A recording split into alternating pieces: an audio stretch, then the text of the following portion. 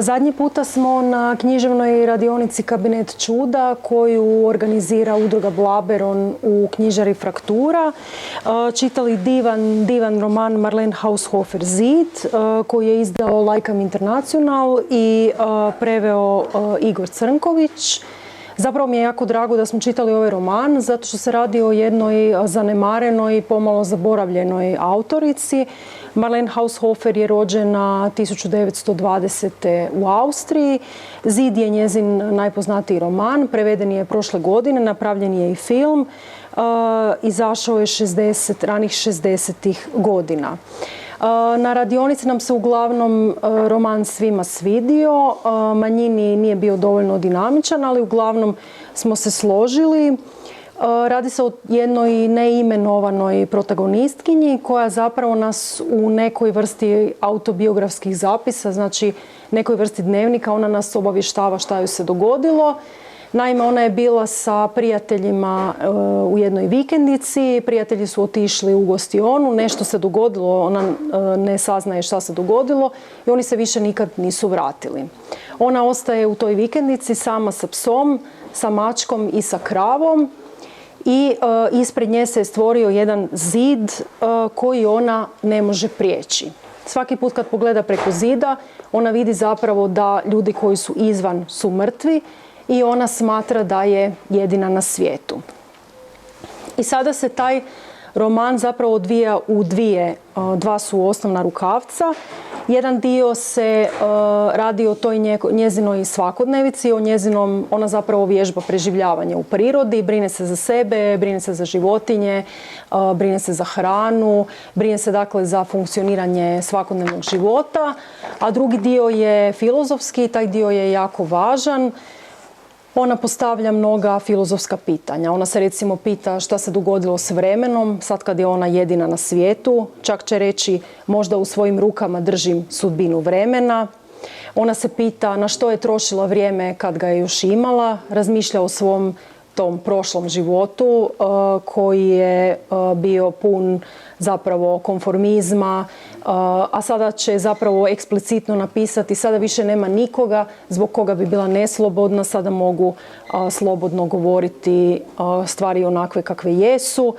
To je roman koji govori o slobodi, kao da postavlja pitanje trebamo li ostati sami, trebamo li se osamiti da bismo doprijeli sami do sebe.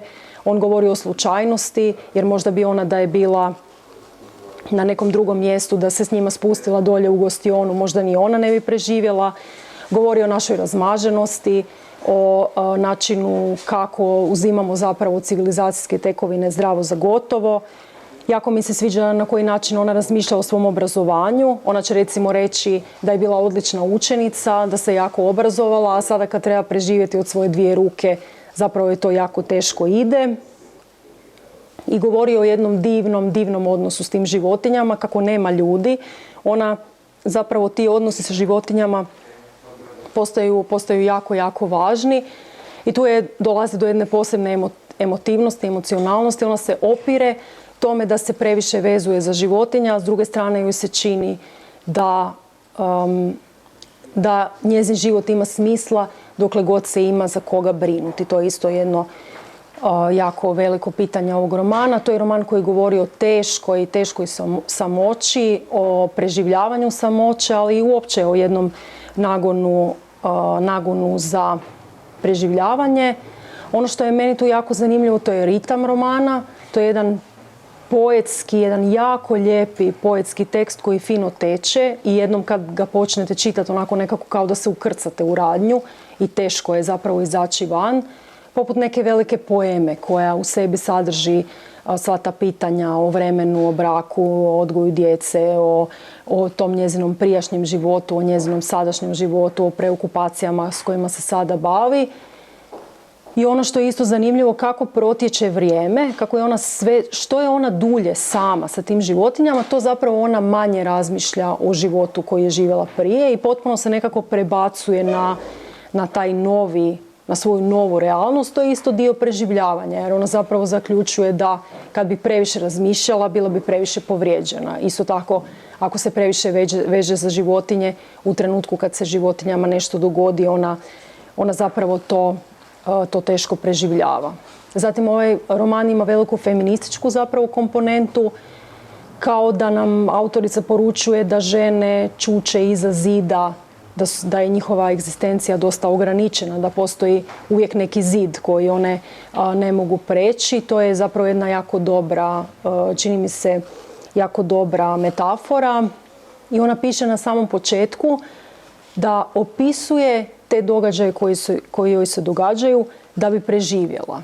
I mislim da je to baš jedna jako dobra rečenica. Ona opisuje da bi preživjela, znači da bi mogla nastaviti živjeti. Kao što je neko na susretu rekao, tako mi čitamo, da bismo preživjeli, da bismo si objasnili neke stvari.